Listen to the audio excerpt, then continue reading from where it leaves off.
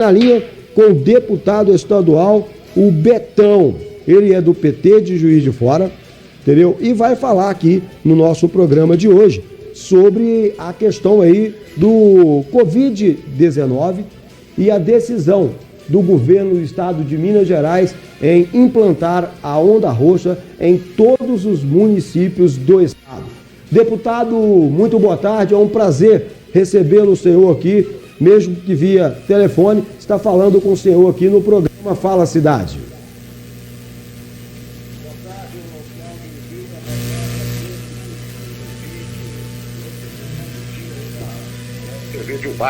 É um prazer novamente estar falando com você. O prazer é nosso, deputado. Deputado, nós gostaríamos de saber do senhor, né, quais os impactos, na visão do senhor como deputado, né, que tem como prerrogativa lutar pelos interesses da população, principalmente a população do estado de Minas Gerais, que o elegeu para representá-la. Quais os impactos o senhor vê nessa decisão do governo de Minas em implantar a onda roxa no estado de Minas Gerais a partir das 0 hora da próxima quarta-feira, dia 17, tanto no quesito saúde quanto no quesito economia? Cláudio, essa é uma discussão bastante delicada. Eu estava ouvindo aí você falando aí com seus telespectadores, né? Da responsabilidade da população, também da população, né? Mas nós estamos fazendo uma discussão na Assembleia, avaliando, tem toda uma contextualização desse processo aí que vem do início da pandemia, né? Hoje, completando já passou de um ano. Eu me lembro que eu saí de Belo Horizonte no dia 16 de março de 2020, ano passado, né, na data de hoje, que a Assembleia Legislativa ela fechou naquele período, né? E de lá para cá mudou pouca coisa. Nós atingimos um pico e todo mundo estava achando que nós já havíamos atingido o pico no mês de julho, no mês de agosto, em setembro começou a recuar, em outubro ele chegou no patamar bem baixo, e agora retornou novamente, mas com força total, né? Então já passamos de 2.000 mortes, né? Nós estamos com uma média de 1.800 mortes por dia. E eu entendo que essa situação tem muito a ver com o governo, como que o governo federal e as pessoas que acreditam nesse governo federal se comportou durante essa pandemia, né? Eu acho que eu não preciso relembrar aqui de todas as situações, né? Aí começou chamando de gripezinha, que ele não era coveiro, que era para tomar cloroquina, andava sem máscara, aglomerando o tempo todo. Isso faz com que parte da população se sinta à vontade para não respeitar as medidas que precisam ser feitas. O governo de Minas, ele de certa forma copiou esse quadro, essa situação. Então, até há pouco tempo atrás, né, até o mês passado, podemos dizer assim, o governo Zema também foi mais ou menos nessa linha, né, tentando organizar por essas faixas coloridas, né? Minas Gerais ficou parecendo um tabuleiro de tintas, mas o fato é que a situação se agravou muito, né? E nós não temos vacina. Nós não temos vacina para todo mundo. Também por problemas que o governo federal causou, né? Não comprou, as vacinas foram oferecidas, não fez reserva, acreditou que haveria outras possibilidades, e agora nós chegamos nesse quadro que foi decretado o lockdown para o estado todo a partir de amanhã. Gostaria de lembrar, Cláudio, que em Juiz de Fora, especificamente, a lockdown já foi feito no início da semana passada, porque Juiz de Fora saiu do programa Minas Consciente. Mas aí tinha feito uma revisão no domingo. Mas agora a decisão do governo estadual, ele passou por cima, né, dessa possibilidade de Juiz de Fora sair do lockdown, e agora vai se estender no lockdown por 15 dias a partir de amanhã. Com certeza nós vamos ter muito problema na economia, porque não há mais por parte do governo federal uma ajuda para as pequenas e médias empresas. O que está sendo feita é uma ajuda, que vai ser feita uma ajuda financeira, cuja maioria, um auxílio emergencial, cuja maioria da população vai receber no máximo R$150 e não R$600 como era antes, às custas do congelamento do salário dos servidores, que são públicos, que são aqueles que estão na linha de frente, né, no combate à Covid, e com os leitos chegando a 100% de ocupação. Eu estou sabendo que aí o BA, nós já chegamos a 100% dos leitos clínicos e 100% dos leitos de UTI. E o BA, para o senhor ter ideia, deputado, nós vamos além. Os leitos clínicos, nós já atingimos hoje 135% dos leitos clínicos e 100% dos leitos de UTI. A situação em UBA, ela se agrava a cada dia, entendeu? Então, os leitos clínicos nossos hoje são 105% de ocupação, em contrapartida, os leitos de UTI, 100%. E olha que o UBA, ela atende não só a nossa comunidade, mas também as cidades circunvizinhas, como é o caso de Divinésia, Guidoval, Rodeiro, Tocantins, Divinésia, Senador Firmino e adjacências. Então, a situação de UBA se agravou muito nos últimos dias. Agora, eu gostaria de fazer uma pergunta ao senhor, deputado, que eu fiz alguns levantamentos e, segundo os números que eu encontrei, o governo de Minas investiu muito menos do que deveria, né, no combate à pandemia durante este 1 ano que nós completamos aí de pandemia do Covid-19. O senhor pode nos informar se esses números, de fato, eles procedem?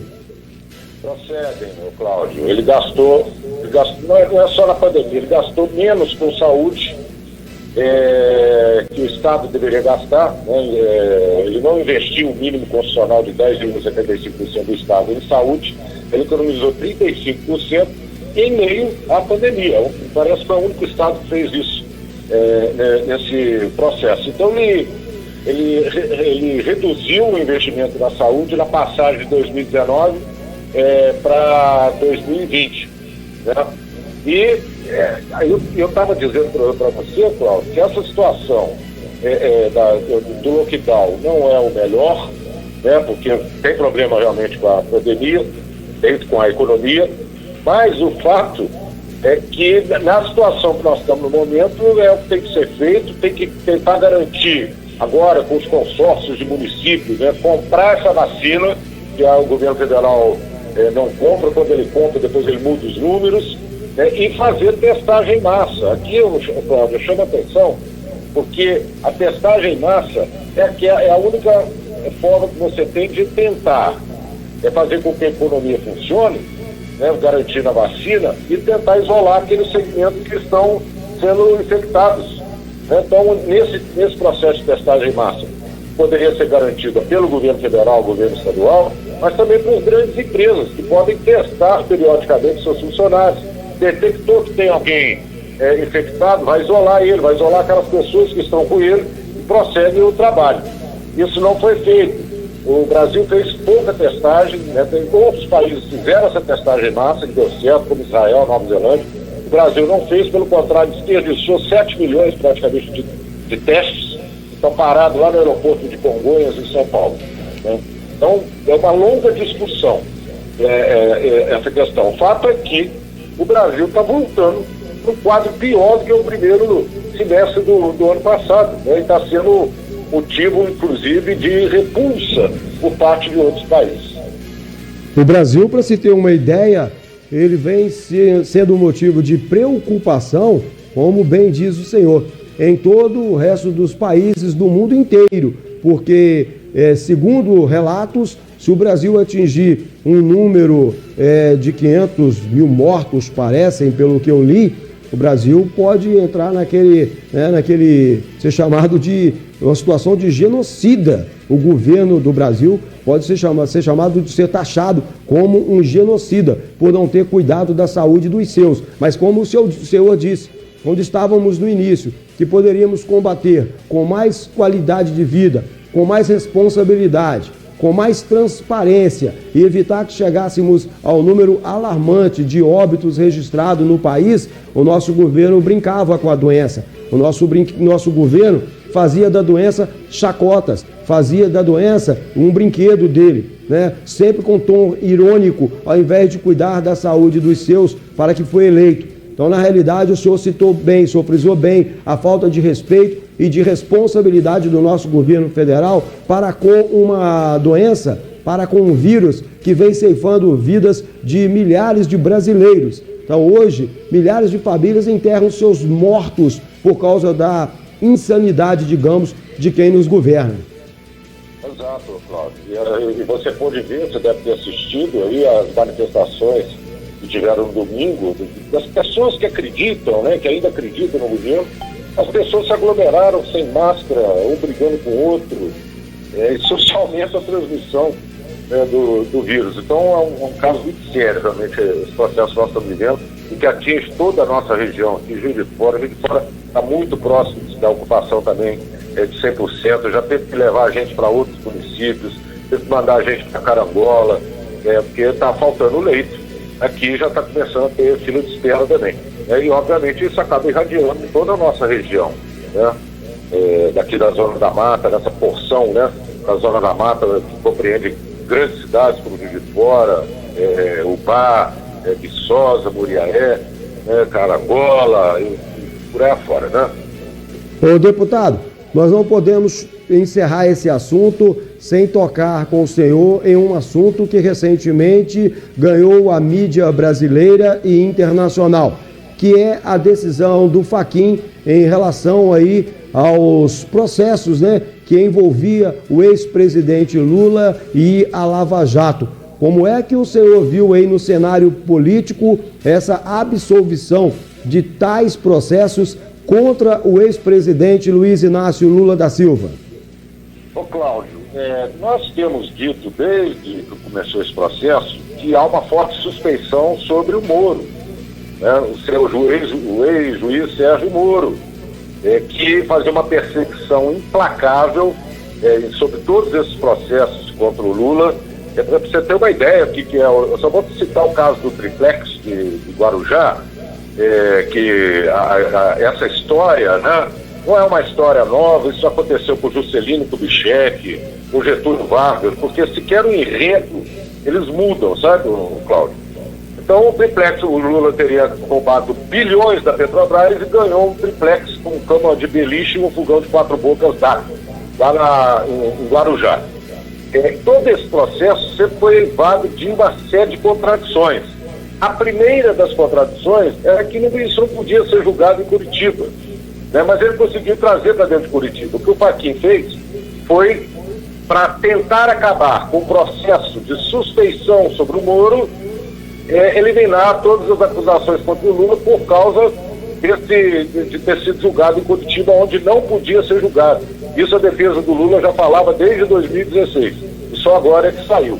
Mas o processo de suspeição sobre o Moro continua, né? Está empatado em 2-2, um dos ministros lá pediu vista do processo, uma ministra que votou contra o Lula quer refazer o voto, né? Quer falar novamente, refazer o voto. Então eu acredito que todo esse processo ele vai cair por terra e nós vamos ter o companheiro Lula em totais condições de estar disputando as eleições de 2022, se assim ele quiser. Os discursos que ele fez desde que saiu essa notícia do Fachin, e depois da quarta-feira, quando ele se pronunciou sobre o assunto, trouxe um ânimo muito grande por parte da população brasileira, pela maioria da população brasileira, e ainda enxerga nele como um grande representante da classe trabalhadora. Ô Betão, pelo que o senhor me relata aí, na realidade, a decisão do Fachin, ela não foi, na realidade, uma forma de reparar um erro causado pela Lava Jato, mas sim de proteger o ex-juiz Sérgio Moro. Exato, porque ele entendia, e ele mesmo deu essa declaração, Cláudio, de que retirando as acusações sobre o Lula por fato de ter sido julgado em Curitiba, já não havia mais a necessidade de julgar a suspeição do ex-juiz Sérgio Moro. Só que essa não foi a compreensão dos demais juízes. Eles querem votar. Por quê? Porque as provas de suspeição sobre o juiz Sérgio Moro é uma verdadeira aberração, é uma peça de ficção contra o Lula que pode atingir qualquer pessoa aqui no Brasil. Ninguém está protegido aqui no Brasil de conseguir provar, né, que a pessoa é inocente do método que foi utilizado pelos componentes da Lava Jato e que era de certa forma, treinado, né, informado pelo juiz Sérgio Moro. Para a população que está nos assistindo, é como se você tem 2 times de futebol jogando e o juiz ficar dando dicas para uma parte de como tem que ser feito o jogo, aonde que ele vai apitar o pênalti e como que ele vai garantir o gol de impedimento que foi feito.